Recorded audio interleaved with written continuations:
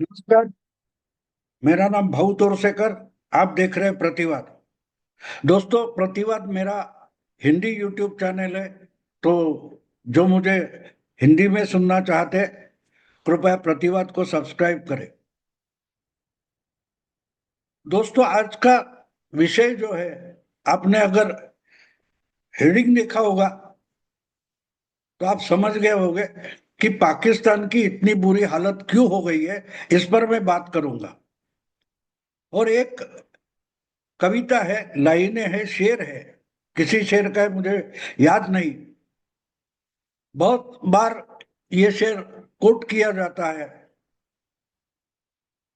बर्बाद गुलिस्ता करने को बस एक ही उल्लू काफी था। हर शाख पे उल्लू बैठा है, अंजाम गुलिस्ता क्या होगा।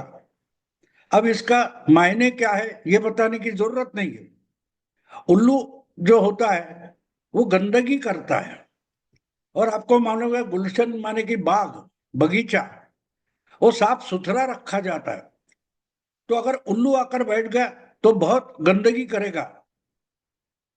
तो पूरा का पूरा बगीचा अगर एक ही उल्लू खराब कर सकता है, तो पूरा बगीचा और हर पेड़ पर और पेड़ के हर शाखा पर अगर उल्लू बैठा है, उल्लू बैठे हैं, एक से एक उल्लू बैठे हैं, तो उस बगीचे का, उस गुलशन का अंजाम क्या होगा। ये सवाल जो पूछा गया है वो बात साफ है कि अगर एक जगह मूर्खों का जमावड़ा हो जाए तो उसका सत्यानाश दूसरे किसी ने बाहर से आकर करने की जरूरत नहीं होती। वो खुद ही, जो कोई वहां है जमावड़ा, वही अपने खुद को बर्बाद कर लेता है, सब सत्यानाश कर देता है। और पाकिस्तान की हालत बिल्कुल वैसी है। इनको समझाए कौन। जैसे कांग्रेस को, हमारे जैसे लोग जो भरे आलोचक हो गए कांग्रेस के, लेकिन कांग्रेस की जो जो गलतियां हो रही है वो बार बार दिखाते रहे, लेकिन कांग्रेस है कि गलतियां सुधारने का नाम नहीं लेती। और हमने देखा है पिछले 11 साल में एक एक करके कांग्रेस पार्टी का सफाया कैसे होता गया, नुकसान कैसे होता गया, लेकिन गलती सुधारने का नाम नहीं लेते, क्योंकि हर शाख पे उल्लू बैठा है। अनजान अंजाम गुलिस्ता क्या होगा। अभी अभी क्या हो रहा है हम देख रहे हैं, लेकिन वो बात अलग है। पाकिस्तान की जो बुरी हालत है, और किसी को लगेगा कि हमने पाकिस्तान को उल्लू बनाया, बिल्कुल उल्लू नहीं बनाया। अरे जो उल्लू ही है, उल्लू ही है, उसको उल्लू बनाने की क्या जरूरत होती है। अंग्रेजी में कहा जाता है फूल्स पैराडाइज, यानी मूर्खों का नंदनवन, मूर्खों का स्वर्ग। तो जो मूर्खों के स्वर्ग में विहार करते हैं, उनको और मूर्ख बनाने की जरूरत नहीं होती। और पाकिस्तान की हालत बिल्कुल वैसी है। तो ऐसी बात एक मैं समझा रहा हूं कि समझदार जो होते हैं, इसको इशारा काफी होता है, ये भी हम लगातार बोलते हैं। लेकिन अगर इशारा समझना ही नहीं है, और जो मूर्ख इशारा समझना नहीं चाहते, उनको इशारों से कुछ समझेगा नहीं। और बिल्कुल वही बात मैं आज आपको बताने वाला हूं। क्योंकि दुनिया भर में चर्चा है, दुनिया भर में चर्चा है, राहुल गांधी और पाकिस्तान के मीडिया और राजनेता मूर्ख छोड़े, तो दुनिया भर में चर्चा है कि भाई भारत की फौज ने इतना पिन पॉइंटेड जिस जगह नुकसान करना था, बस वही जगह पर नुकसान हुआ, और इर्द गिर्द कहीं भी कोई नुकसान नहीं हुआ। तो क्यों, इसकी दुनिया भर चर्चा है। अमेरिका हो, रशिया हो, चाइना हो, या यूरोप के कुछ देश है, फ्रांस, ब्रिटेन वगैरह, वो भी हैरान है कि इतनी कम संख्या में, कम समय में भारत ने ये कैसे करके दिखाया।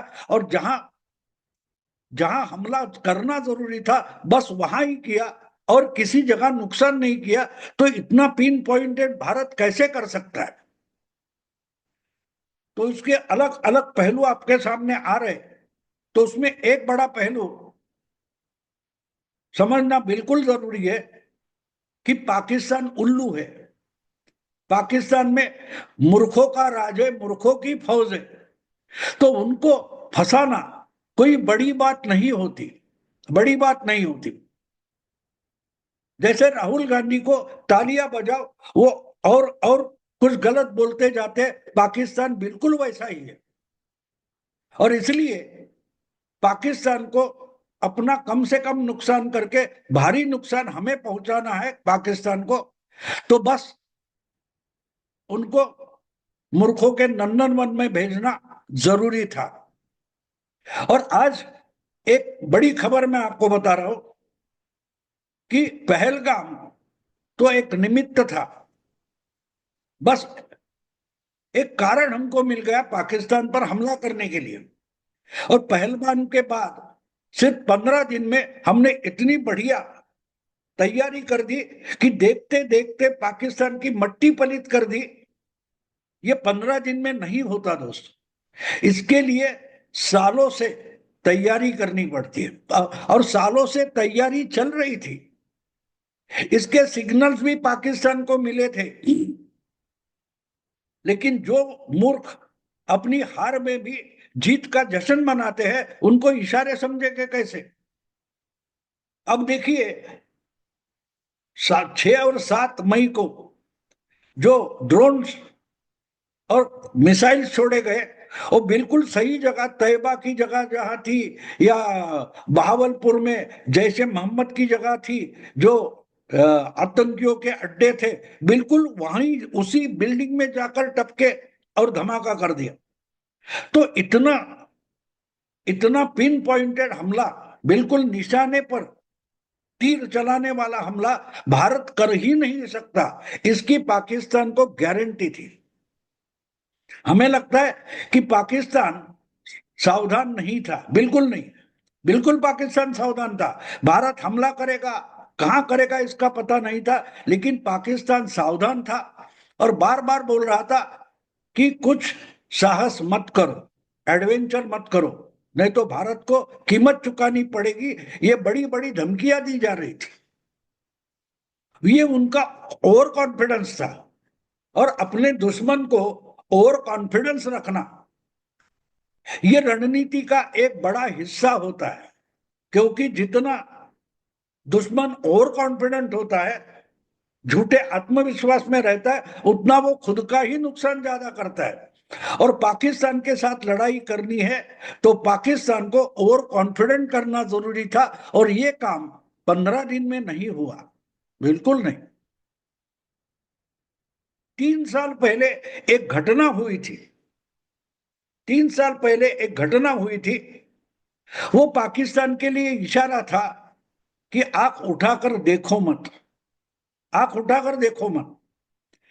हमारी पहुंच, भारत की पहुंच, भारत की फौज की पहुंच, भारत के मिसाइल की पहुंच कहां तक है, ये इशारों इशारों में बताया गया था, लेकिन सामने वाले को समझना ही नहीं था। वो तो मानता था कि भारत की फौज क्या है, भारत के राजनेता क्या है, मूर्ख है सारे। ये जो पाकिस्तान की समझ थी, ये हमारा सबसे बड़ा कवच कुंडल था। अब आपको एक बात बताता हूं, आपको भी मालूम है, लेकिन अभी आपके दिमाग में नहीं है। कुछ बातें हमको मालूम होती है, लेकिन जब जरूरत होती है उस समय दिमाग से निकल जाती है। ऐसी एक बात जो पुरानी घटना है, 3 साल पुरानी घटना है, मैं आपको याद दिलाता हूं, तो समझेंगे आप कि इशारा क्या होता है, और इशारा पाकिस्तान ने समझा नहीं उसका मतलब क्या होता है। दोस्तों, मार्च 2022 मार्च 2022 में पाकिस्तान में एक घटना हुई थी, जो मैंने हेडिंग दिया है ना, मियां चन्नू। मियां चन्नू कहता है, तो मियां चन्नू इसका मतलब सुनने वाला सोचेगा कि ये मियां चन्नू है कौन। तो मियां चन्नू ये कोई इंसान नहीं है, ये कोई पाकिस्तानी नेता, फौजी या नागरिक भी नहीं है। मियां चन्नू नाम का एक छोटा सा कस्बा, छोटा शहर पाकिस्तान के पंजाब में है। ये छोटा कस्बा है। और मार्च 2022, शायद 6, 7, 8 कोई तारीख होगी, मुझे तारीख याद नहीं है, 9 तारीख होगी शायद।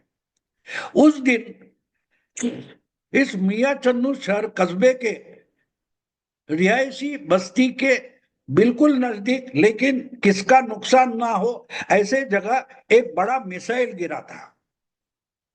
आकर गिर गया, लेकिन उसका विस्फोट नहीं हुआ, किसी की जान नहीं गई, कोई बड़ा मालमत्ता का नुकसान नहीं हुआ, लेकिन ये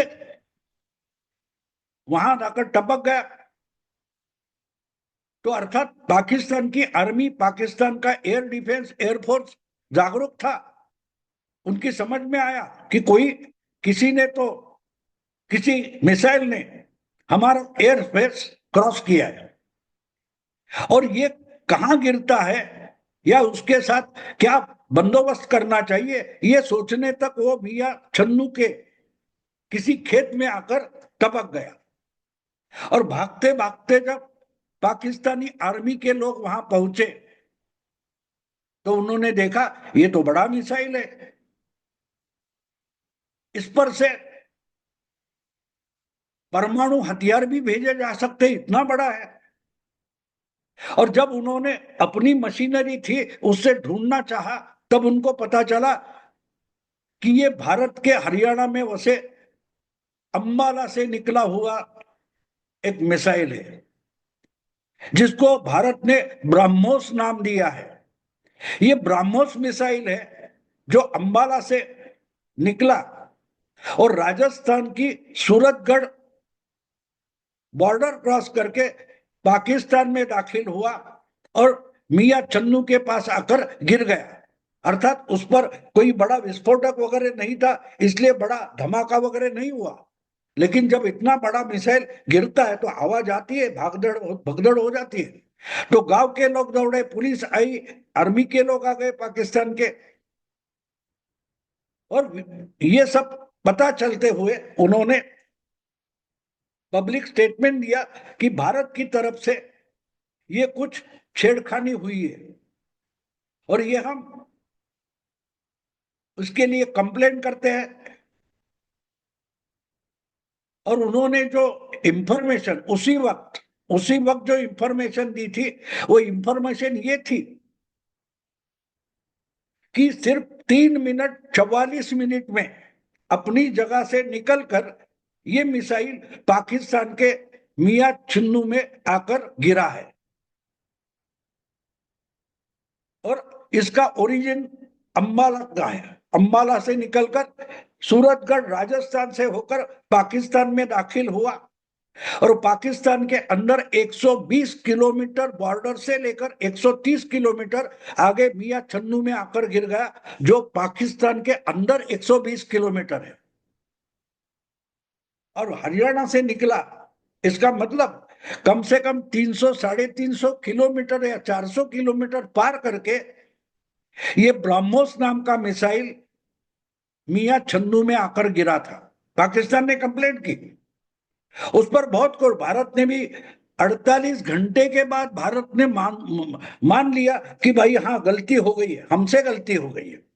और भारत ने यह खुलासा दिया था कि जब मेंटेनेंस का काम चल रहा था तो एक्सीडेंटली ये मिसाइल फायर किया गया, लेकिन वो गलती थी, भारत ने गलती मान ली। पाकिस्तान ने इंटरनेशनल लेवल पर इसकी कंप्लेंट की, भारत को कंप्लेंट की, इंक्वायरी की मांग की, चाइना, अमेरिका, बहुत सारे देशों ने बोला भाई ऐसी गलती होनी नहीं चाहिए, उस पर कोई विस्फोटक नहीं था, वो ठीक है, अगर होता तो क्या। लेकिन यहां तक सब ठीक है और भारत ने भी गलती मान ली। इतना ही नहीं, बोले इंटरनल इंक्वायरी करते हैं और जो एयरमैन था जिससे हाथ से ये एक्सीडेंट हो गया उसको टर्मिनेट किया गया, नौकरी से निकालने की कार्रवाई भारतीय एयरफोर्स ने की थी। लेकिन बात ये थी कि उस पर पाकिस्तान की जो टिप्पणी थी वो बढ़िया इंपॉर्टेंट थी। उनके आज वो जो मूर्खता थी उसके परिणाम पाकिस्तान ने आज भुगते हैं। वही उन्होंने ही कहा कि अंबाला अंबाला से निकला और मियां छन्नू में आकर गिर गया। वो सिर्फ 3 मिनट 44 सेकंड में पहुंचा था। उनके एयर डिफेंस रडार उसको पकड़कर कुछ करने के पहले वो आकर गिर गया था। नुकसान कुछ नहीं हुआ, लेकिन उसकी स्पीड, उसकी एक्चुअल ट्रायल इस एक्सीडेंट से भारत ने की थी। क्या रियली वो एक्सीडेंट था? ऐसा छोटा मोटा एक्सीडेंट होता है? अगर होता है तो भारत का एयरफोर्स बड़ा नालायक माना जाना चाहिए, बिल्कुल नालायक माना जाना चाहिए। और वही तो पाकिस्तान बोला, इतने बड़े बड़े हथियार लाते हो, बनाते हो, वो संभालने की, वो मेंटेन करने की औकात भी नहीं है भारतीय एयरफोर्स की। ये बोला था, इंडियन एयरफोर्स की औकात नहीं है इतनी बड़ी एडवांस टेक्नोलॉजी चलाना और इस्तेमाल करना, ये भारत की औकात नहीं है। ये कमेंट पाकिस्तान ने की थी। आज उनको पता चला होगा कि भारतीय एयरफोर्स की औकात क्या है। अगर हम पीछे मुड़कर देखें तो पाकिस्तान इस खुशी में था कि भारत के पास बड़े मिसाइल हो गए, लेकिन इनको तो इस्तेमाल करने की अकल तक नहीं है। ये टिप्पणी करके वो वहां नहीं रुके, वो उसी ही भ्रांति में रहे कि मिसाइल हो गए, ब्रह्मोस होगा और कुछ होगा, लेकिन भारत को इस्तेमाल कहाँ करना आता है? भारत का एयरफोर्स तो बुद्धू है। ये एक्सीडेंटली एक ब्रह्मोस उड़ा भी देते हैं, उनको पता नहीं चलता कहा, क्योंकि जब ये हुआ था तो 48 घंटे भारत की तरफ से कोई खुलासा नहीं हुआ था। तो किया तब इंक्वायरी करके किसी एयरमैन को सस्पेंड कर दिया, वगैरह वगैरह खुलासा किया। लेकिन मैं मानता हूं ये गलती नहीं थी। 3 साल पहले भारत के मिसाइल पाकिस्तान के एरिया में, इलाके में कहां तक पहुंच सकते हैं, उसकी वो एक्चुअली ट्रायल हो गई थी।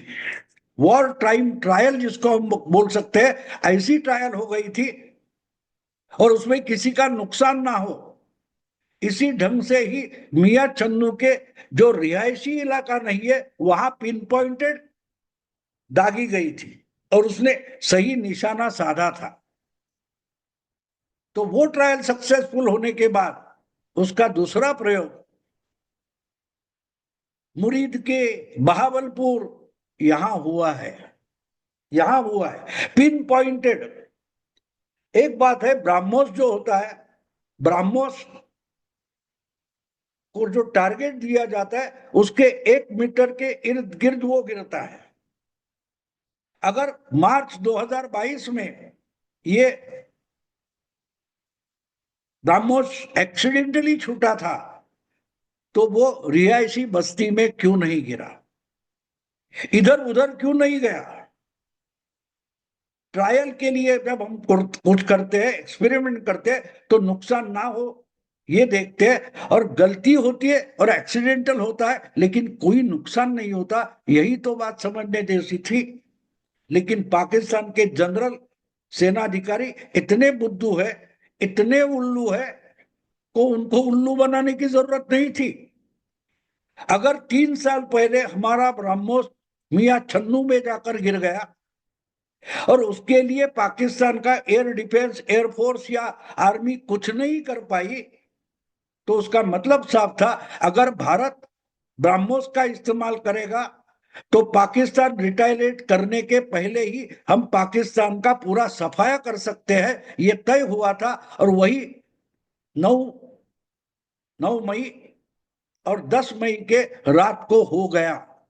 उनके 8-9 एयरबेस खत्म हो गए ब्रह्मोस के कारण।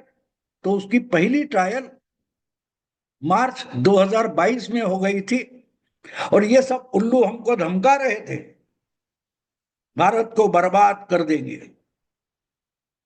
इतने उल्लू अगर पाकिस्तान में बैठे हैं, फौज में बैठे, सेना में बैठे, सरकार में बैठे हैं, अलग अलग सर्विसेज में बैठे हैं, एडमिनिस्ट्रेशन में बैठे हैं, तो पाकिस्तान का गुलशन उजड़ने के लिए, बर्बाद होने के लिए और क्या चाहिए? भारत को हमला करने की जरूरत नहीं। यही तो 3 दिन के ये सब सिंदूर में, ऑपरेशन सिंदूर में हमने सिद्ध किया, साबित किया। बर्बाद गुलिस्ता करने को बस एक ही उल्लू काफी था। हर शाख पे उल्लू बैठा है, अंजामे पाकिस्तान क्या होगा? ये इसीलिए तो मियां छन्नू कहता है। दोस्तों अभी यही रुकता हूं। अगर वीडियो पसंद है तो लाइक कीजिए, शेयर कीजिए और प्रतिवाद को सब्सक्राइब कीजिए। नमस्कार।